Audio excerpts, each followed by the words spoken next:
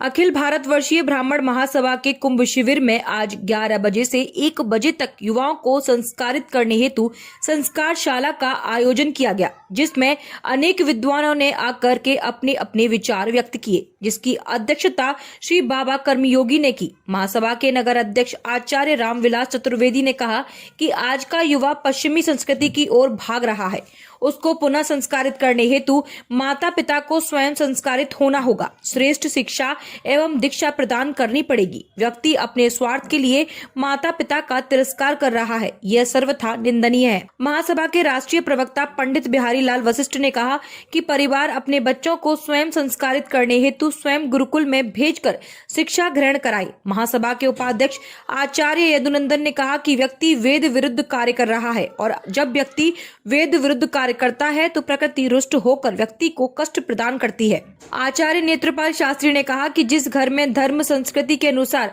माता पिता जीवन जीते हैं तो उनके यहाँ ध्रुव प्रहलाद जैसे बच्चे होते हैं।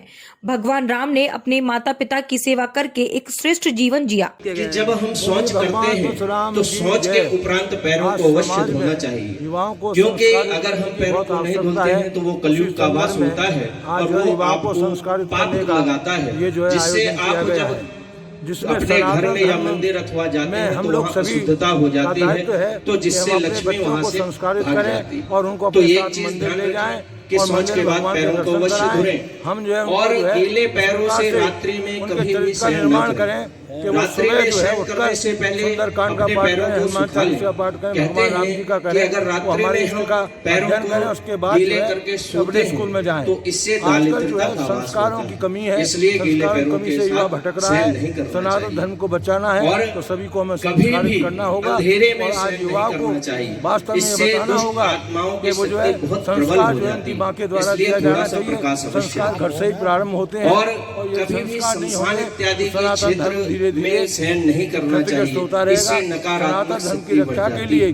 और भारत की रक्षा के लिए, राष्ट्र बता देता हूँ, वास्तु शास्त्र के अनुसार एक चीज बताई गई है हमें आज युवाओं को कि कभी भी हमें जय श्री कहाँ जीत गए हैं तो यहाँ पर सभी विद्युत गणों ने अपने अपने आप को सविचार प्रस्तुत किए हैं। मैं अपनी वाणी से क्या कहूँ, परंतु मैं ये चाहता हूँ कि आप लोग जब यहाँ से जाएं तो ये कह सकें कि हम अखिल भारतीय ब्राह्मण महासभा के शिविर में गए थे और वहाँ से कुछ संस्कार की बातें लेकर के आए हैं। उसमें से मैं आपको कुछ आपके प्रयोग में आने वाली बातों को बताऊंगा, जो कि मैंने अपने पिताजी अपने बाबा जी के द्वारा जो संस्कार प्राप्त किए हैं, ताकि ये नई पीढ़ी भी इस संस्कार को स्वीकार करे और आगे बढ़े। जिसमें से कि सर्वप्रथम हमें, जैसे कि हमारे अभी पूज्य गुरुदेव ने आपको बताया था कि प्रातः काल उठकर रघुनाथा माता पिता गुरु सर्वप्रथम बच्चों को सुबह उठ करके माता पिता को चरणों में दंडवत प्रणाम करना चाहिए, फिर धरती माता के चरण स्पर्श करना चाहिए। इसी प्रकार देश विदेशों से विद्यार्थियों को सर्वप्रथम करके इस सूर्य उदय से पहले उठना चाहिए, क्योंकि सूर्य उदय से पहले उठने पर विद्या अध्ययन करना। दबंगों का एक वीडियो वायरल हो रहा है। वीडियो में महिलाओं से हाथापाई करते हुए आप साफ देख सकते हैं। आपकी स्क्रीन पर दिखाई दे रहे ये हाथापाई के दृश्य मथुरा के थाना कोतवाली इलाके के बीएसए कॉलेज के अंतर्गत आने वाले बेस्ट प्रताप नगर के बताए जा रहे हैं। आप वीडियो में साफ तौर पर देख सकते हैं कि दबंगों के हौसले कितने बुलंद हैं। वह खुलेआम महिलाओं से हाथापाई करते हुए दिखाई दे रहे हैं और जो शख्स उस घटनाक्रम का वीडियो अपने मोबाइल से बना रहा है, उस युवक को दबंग धमकी दे रहे हैं। दरअसल आपको बता दें, पूरा वाकया रविवार का बताया जा रहा है। सूत्रों के अनुसार मिली जानकारी के मुताबिक जिस जमीन की दीवार को जो लोग तोड़ रहे हैं, उस जमीन का विवाद चल रहा है। वहीं बताया जा रहा है कि जिस जमीन पर जो महिलाएं रहती हैं, उन्हीं के परिवार के सदस्य ने धोखाधड़ी से उस जमीन को बेच दिया, जिसके बाद कुछ नामजद लोग उस जमीन पर कब्जा करने का प्रयास कर रहे हैं। इसी दौरान उन लोगों ने महिलाओं से हाथापाई की। वहीं हाथापाई की वीडियो इस समय सोशल मीडिया पर जमकर वायरल हो रही है। अब देखना होगा कि पुलिस इस मामले में क्या कार्रवाई करती है।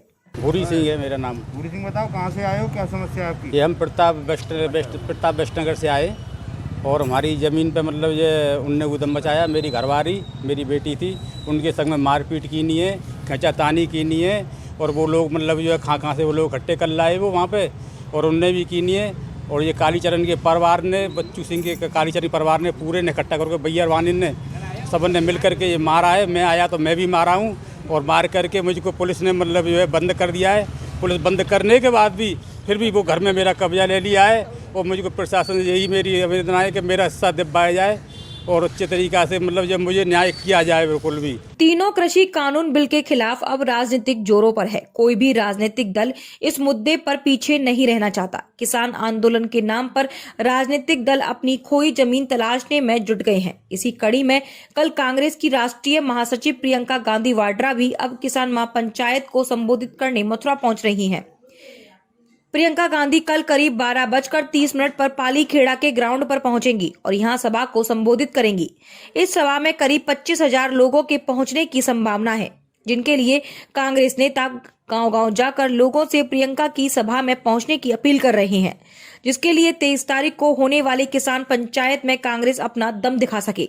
प्रियंका यहां पर एक किसानों की सभा को संबोधित करने के बाद वृंदावन के बांके बिहारी मंदिर पहुंचेंगी और भगवान बांके बिहारी के आशीर्वाद लेंगी। की जानी है। प्रियंका जी कल आ रही हैं। प्रियंका गांधी हमारी नेता है और कल उनका सुबह 12 साढ़े 12 का प्रोग्राम है आने का।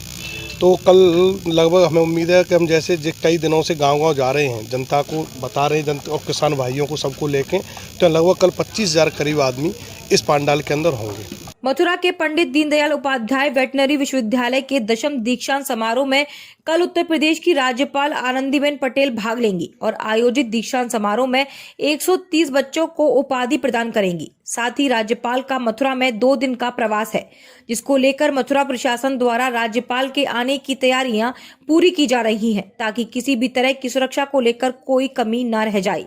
इसीलिए मथुरा के प्रशासनिक अधिकारी डीएम एसएसपी वेटनरी विश्वविद्यालय में सुरक्षा व्यवस्था का जायजा लेने पहुंचे, जहां उन्होंने पूरे कार्यक्रम स्थल का बारीकी से निरीक्षण किया।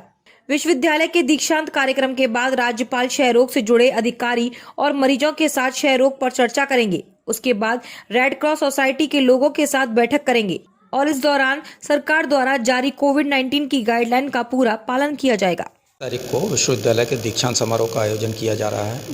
इस दीक्षांत समारोह की अध्यक्षता माननीय कुलाधिपति श्रीमती आनंदीबेन पटेल जी करेंगी।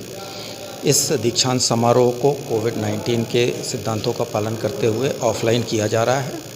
दीक्षांत समारोह में 130 छात्रों को उपाधियां वितरित की जाएंगी और इन छात्रों में जो कैटेगरीज हैं वो है BVSC and AH, MVSC, PhD, BSc microbiology, industrial microbiology and BSc biotechnology, MSc biotechnology and PhD। तो इतने छात्र छात्राओं को यहाँ पर कल उपाधि प्रदान की जाएगी और 14 छात्र छात्राओं को विभिन्न प्रकार के मेडल प्रदान किए जाएंगे। महोदया का यहाँ पर आगमन प्रस्तावित है जनपद मथुरा में। एक कॉन्वोकेशन सेरेमनी को मैम प्रिसाइड करेंगी और उसके बाद कुछ इम्पॉर्टेंट मीटिंग्स मैम लेंगी, जिसमें कि जो क्षय रोग से प्रभावित बच्चे हैं 18 साल से छोटे, उन सभी बच्चों को और उनको जिन्होंने गोद लिया है उनके साथ एक बैठक होगी। इसके अतिरिक्त जो महिला स्वयं सहायता समूह है वो किस किस प्रकार से क्या क्या कार्य कर रहे हैं और उन्हें किस प्रकार से आगे करना चाहिए, उस संबंध में भी मार्गदर्शन उनका रहेगा।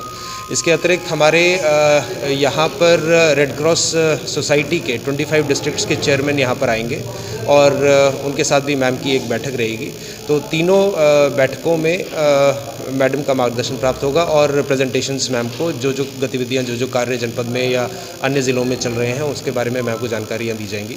देखिए, कल और परसों की विज़िट के लिए हमारे और डीएम साहब द्वारा और सभी अधीनस्थ जो अधिकारी हैं उनके द्वारा अपने अपने पॉइंट्स देखे जा रहे हैं। उनकी विज़िट जो है वो सुरक्षा और सुगमता से हो सके और जो कार्यक्रम प्रस्तावित हैं वो अच्छे से हो सके, इसका पूरा जायज़ा लिया जा रहा है। अधिकारियों को निर्देश दे दिए गए हैं और उनकी विज़िट को सफल बनाने का प्रयास किया जा रहा है। वृंदावन में लग रहे कुंभ अब लगातार दिव्य और भव्य होता जा रहा है, जिससे कि हर 12 साल बाद होने वाला वृंदावन कुंभ को याद रखा जाए, जिसके चलते सभी लोग कुंभ में अपनी अपनी सहभागिता निभा रहे हैं। इसी के मध्य कुंभ में भक्तजनों एवं श्रद्धालुओं की सेवा हेतु पंजाब नेशनल बैंक भी आगे आता हुआ दिखाई दे रहा है, जिसमें कि पंजाब नेशनल बैंक द्वारा निःशुल्क RO वाटर की प्याऊ और मोबाइल ATM मशीन भी लगाई गई, जिसमें कि लोगों को सुविधा प्राप्त हो सके। इसी को ध्यान में रखते हुए सोमवार को पंजाब नेशनल बैंक के द्वारा मोबाइल एटीएम मशीन का उद्घाटन किया गया। इस एटीएम मशीन का उद्घाटन आगरा से आए प्रबंधक सत्यवान ने किया। इस संदर्भ में जानकारी देते हुए प्रबंधक सत्यवान ने बताया कि यह मोबाइल एटीएम सेवा सभी श्रद्धालुओं एवं नागरिकों के लिए 40 दिनों तक लगातार जारी रहेगी, जिसमें कि बाहर से आने वाले श्रद्धालुओं को किसी भी तरह के पैसे निकालने में असुविधा न हो सके। आज क्या कार्यक्रम आयोजित किया गया पीएनबी बैंक की तरफ से? ये कुंभ के मौके पर हमने मोबाइल एटीएम की सुविधा यहाँ वृंदावन में प्रोवाइड करी है और ये पूरे कुंभ के दौरान लगातार हमारी 24 घंटे मोबाइल वैन जारी रहेगी। किसी भी तरह आज मैंने ये निकाल के भी दिखा है कि भी कैसे पैसे निकले, तो एक्टिव है और कभी भी कोई भी सभी यहाँ के जो जितने भी श्रद्धालु हैं उनके लिए जो सुविधा मैक्सिमम 24 आवर हम दे सकते हैं वो हमारी जारी रहेगी। किसी भी तरह की कोई दिक्कत किसी नहीं आएगी। सर, कितनी मोबाइल बैंक एटीएम की सुविधा दी गई है पीएनबी बैंक द्वारा? नॉर्मल जो बैंकिंग हमारी तो जैसे नॉर्मल आप किसी भी एटीएम से निकालते हैं वो इसी तरह का ही निकलेगी।